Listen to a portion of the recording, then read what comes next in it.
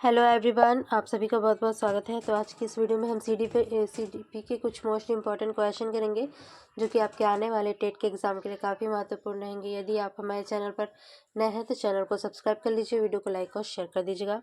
तो आज का हमारा पहला क्वेश्चन दिया गया है कि बुनियादी स्तर पर मातृभाषा में शिक्षा देना बेहतर है क्योंकि बच्चों में आत्मविश्वास का विकास करेगा, अधिगम को सरल बनाएगा, बौद्धिक विकास में सहायता करेगा, प्राकृतिक वातावरण में बच्चों को सीखने में सहायता करेगा। तो यहाँ पर आपका राइट आंसर होगा प्राकृतिक वातावरण में बच्चों को सीखने में सहायता करेगा। तो यहाँ पर राइट आंसर होगा ऑप्शन नंबर डी। यहाँ पर बुनियादी स्तर से मतलब क्या है कि प्राथमिक स्तर की बात यहाँ पर की गई है। ठीक है, तो यदि प्राथमिक स्तर पे बच्चा है तो उसे जो ज्ञान दिया जाए उसकी मातृभाषा में ही दिया जाए ताकि उसे सीखने में सहजता महसूस हो और वह जल्दी से उस ज्ञान को सीख सके। ठीक है, क्योंकि उन्हीं की भाषा में अगर सिखाया जाएगा तो वे जल्दी सीख सकते हैं। थोड़ा सा डिटेल देखेंगे कि बुनियादी स्तर पर बच्चों को मातृभाषा में शिक्षा देना बेहतर होता है क्योंकि इससे वे अपने आसपास के वातावरण के बारे में जल्दी से सीख जाते हैं। नेक्स्ट क्वेश्चन देखेंगे। नेक्स्ट क्वेश्चन दिया गया है कि श्यामपट्ट पर लिखते समय सबसे महत्वपूर्ण क्या होता है? अच्छी लिखावट, लेखन में स्पष्टता, बड़े अक्षरों में लिखना या फिर छोटे अक्षरों में लिखना। तो यहाँ पर आपका राइट आंसर होगा स्पष्ट लेखन। ठीक है, लेखन में स्पष्टता काफ़ी इम्पोर्टेंट होती है श्यामपट्ट पर लिखते समय ताकि बच्चे को पढ़ने में आपके द्वारा लिखे गए शब्दों को पढ़ने में उन्हें काफ़ी सहजता महसूस हो और सुविधाजनक महसूस हो। ठीक है, डिटेल्स में देखेंगे कि श्यामपट्ट लेखन का सबसे महत्वपूर्ण घटक लेखन में स्पष्टता होती है जिससे छात्र श्यामपट्ट पर लिखी गई विषय वस्तु को आसानी से सुगमतापूर्वक पढ़ सकें। नेक्स्ट क्वेश्चन देखते हैं। नेक्स्ट क्वेश्चन दिया गया है, क्वेश्चन है आपकी कक्षा में एक छात्र देर से आता है, आप उसे अभिभावक को सूचित करेंगे, उसे दंड देंगे, कारण जानने की चेष्टा करेंगे या फिर उस पर कोई ध्यान नहीं देंगे। तो यहाँ पर आपका राइट आंसर क्या होगा? आपको क्या करना चाहिए कि कारण जानने की चेष्टा करनी चाहिए, कारण जानने का प्रयास करना चाहिए कि बच्चा कक्षा में लेट से क्यों आ रहा है। ठीक है, और यदि आपने कारण जान लिया है तो उस कारण का जो निवारण है, ठीक है, उसका निवारण करने का भी कार्य आपको करना चाहिए। चलिए डिटेल्स में देखते हैं। डिटेल्स में दिया गया है कि सर्वप्रथम शिक्षक द्वारा छात्र के कक्षा में देर से आने के कारण को जानने का प्रयास करना चाहिए। तत्पश्चात उत्पन्न समस्या के समाधान के लिए आवश्यक कदम भी उठाए जाने चाहिए। नेक्स्ट क्वेश्चन देखेंगे। क्वेश्चन दिया गया है कि विद्यालय में विद्यार्थियों को कैसे अभिप्रेरित करना उचित है? चुने गए अध्ययन के द्वारा, प्रासंगिक अध्ययन के द्वारा या फिर गहन अध्ययन के द्वारा या फिर सस्वर अधिगम के द्वारा। तो यहाँ पर आपका राइट आंसर होगा सस्वर अधिगम के द्वारा। ठीक है, डिटेल्स में देखते हैं। सस्वर का अर्थ क्या है? तो प्रवचन होता है, ठीक है, अनुवाद होता है, पठन होता है, आप कुछ भी कह सकते हैं। सस्वर का अर्थ होता है प्रवचन, अनुवाद, पठन। अतः सस्वर अधिगम द्वारा विद्यार्थियों को प्रेरित किया जा सकता है तथा यह एक उचित एवं महत्वपूर्ण पहलू है। तो यहाँ पर आपका राइट आंसर होगा ऑप्शन नंबर डी, सस्वर अधिगम के द्वारा। नेक्स्ट क्वेश्चन देखते हैं। नेक्स्ट क्वेश्चन दिया गया है कि शिक्षा का उद्देश्य होना चाहिए। शिक्षा का उद्देश्य क्या होना चाहिए? विद्यार्थियों में व्यावसायिक कुशलता का विकास करना, विद्यार्थियों में सामाजिक जागरूकता का विकास करना, विद्यार्थियों को परीक्षा के लिए तैयार करना या फिर व्यवहारिक जीवन के लिए विद्यार्थियों को तैयार करना। शिक्षा का उद्देश्य क्या होना चाहिए? तो यह होना चाहिए व्यवहारिक जीवन के लिए विद्यार्थियों को तैयार करना। चलिए डिटेल्स में जानेंगे।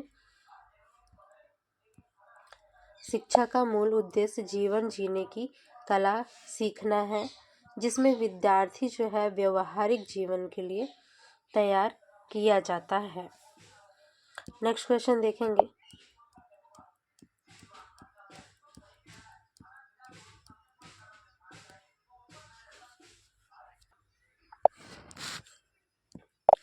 नेक्स्ट क्वेश्चन पूछा गया है कि विद्यार्थी में अवांछित व्यवहार को किंचित परिवर्तन करने में सबसे प्रभावी पद्धति है। विद्यार्थी को दंड देना, अभिभावकों को ध्यान में इसे लाना, अभिभावकों के ध्यान में इसे लाने, या फिर अवांछित व्यवहार के कारणों को ढूंढना और उपचार का प्रबंधन करना, या फिर इसकी उपेक्षा करना। तो अवांछित व्यवहार को किंचित परिवर्तन मतलब अवांछित व्यवहार में परिवर्तन करने के लिए सबसे प्रभावी पद्धति क्या होती है? तो वह होती है कि अवांछित व्यवहार के कारणों को जानना, ढूंढना, ठीक है, एवं उसके उपचार का प्रबंधन करना। तो यहाँ पर आपका राइट आंसर होगा ऑप्शन नंबर सी।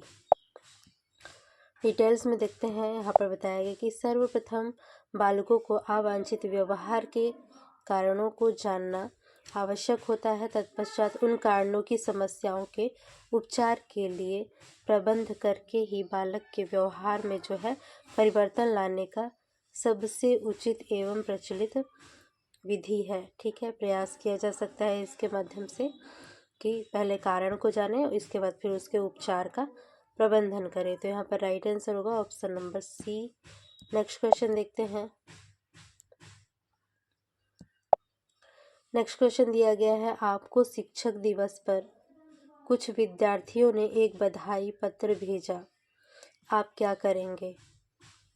कुछ नहीं करेंगे, उन्हें धन्यवाद देंगे, उन्हें पैसे की बर्बादी नहीं करने के लिए बोलेंगे, या फिर उन्हें बदले में शुभकामनाएं देंगे। तो क्या करना चाहिए आपको? जो है उन्हें बदले में धन्यवाद देना चाहिए। ठीक है, तो यहाँ पर राइट आंसर होगा ऑप्शन नंबर बी। डिटेल्स में देख लीजिए कि यहाँ पर बताया गया है कि शिक्षक दिवस के अवसर पर छात्रों द्वारा शिक्षक को बधाई देने पर शिक्षक को औपचारिक रूप से छात्रों को जो है धन्यवाद देना चाहिए। नेक्स्ट क्वेश्चन देखते हैं। नेक्स्ट क्वेश्चन दिया गया है, क्वेश्चन है, जब एक विद्यार्थी असफल होता है तो समझा जाता है पद्धति असफल है, शिक्षक असफल है, या फिर पाठ्य पुस्तकें असफल है, या फिर यह वैयक्तिक असफलता है। तो यहाँ पर आपका राइट आंसर होगा शिक्षक असफल है। ठीक है, ऐसा माना जाता है। तो यहाँ पर आपका राइट आंसर हो जाएगा ऑप्शन नंबर बी, शिक्षक असफल है। यहाँ पर आप डिटेल्स में भी देख सकते हैं कि जब एक विद्यार्थी असफल होता है तो यह विद्यालय, प्रशासन, शिक्षक, शिक्षण पद्धति आदि की असफलता मानी जाती है, क्योंकि बाल केंद्रित शिक्षा में बालक जो है काफ़ी महत्वपूर्ण होता है और शिक्षण की सभी गतिविधियाँ बालक के अधिगम को सफल बनाने के लिए संचालित की जाती हैं। नेक्स्ट क्वेश्चन देखेंगे। क्वेश्चन दिया गया है, किसी विद्यार्थी की सबसे महत्वपूर्ण विशेषता है उत्तरदायित्व की अनुभूति, ईमानदारी, सहभागिता, या फिर आज्ञाकारिता। तो किसी विद्यार्थी की सबसे महत्वपूर्ण विशेषता क्या होती है? तो वह होती है सहभागिता। ठीक है, उसकी सहभागिता जो है सबसे ज़्यादा इम्पॉर्टेंट होती है। यहाँ पर राइट आंसर होगा ऑप्शन नंबर सी।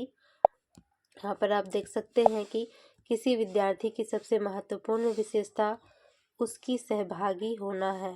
ठीक है, साथ ही यह उसकी सबसे महत्वपूर्ण विशेषता भी होती है। नेक्स्ट क्वेश्चन है,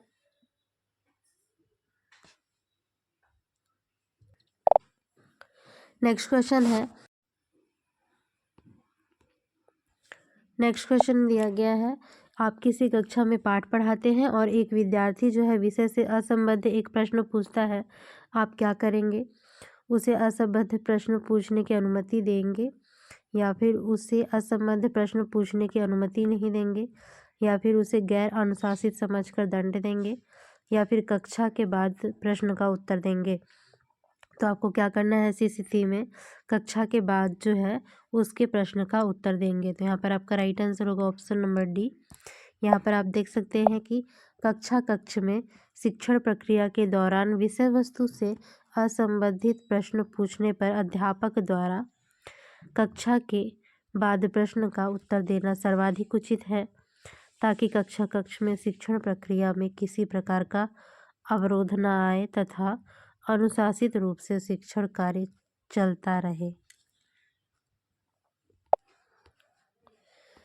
नेक्स्ट क्वेश्चन दिया गया है,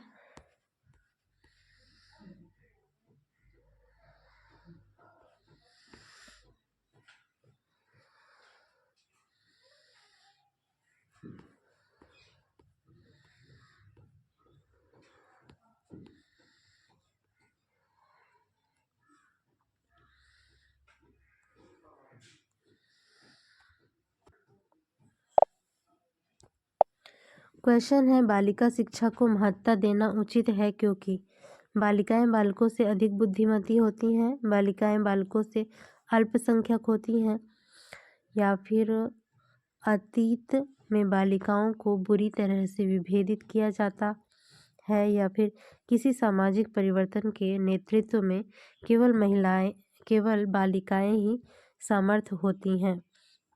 तो बालिका शिक्षा को किस लिए महत्व देना चाहिए, किस लिए देना चाहिए? तो किसी सामाजिक परिवर्तन के नेतृत्व में केवल बालिकाएं जो होती हैं सामर्थ्य होती हैं। यहाँ पर इसका आंसर डी नंबर बताया गया है।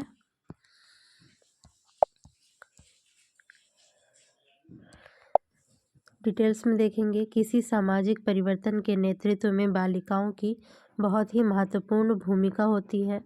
ठीक है, इसलिए बालिका शिक्षा को महत्ता देना उचित है तथा साथ ही इससे लैंगिक भेदभाव में कमी आती है।